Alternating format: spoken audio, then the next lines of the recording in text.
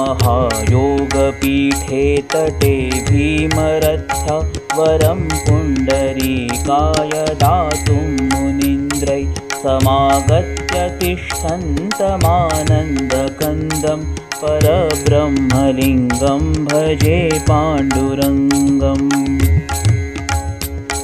तटीद्वाससं नीलमेघावभासं रमामन्दिरं सुन्दरं चित्प्रकाशं वरं त्विष्टकायासमन्यस्तपादं परब्रह्मलिङ्गं भजे पाण्डुरङ्गम्।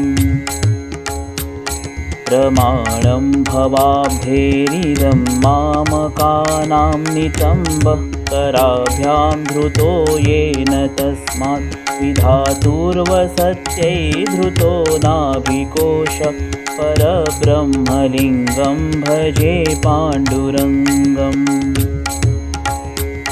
स्फुरत्कौस्तुभालङ्कृतं कण्ठदेशे श्रियाजुष्टकेयूरकं श्रीनिवासं शिवं शान्तमिड्यं वरं लोकपालं परब्रह्मलिङ्गं भजे पाण्डुरङ्गम्। शरच्चन्द्रबिम्बाननं चारुहासं लसत्कुण्डलाक्रान्तगण्डस्थलान्तं जपारागबिम्बाधरं कञ्जनेत्रं परब्रह्मलिङ्गं भजे पाण्डुरङ्गम्।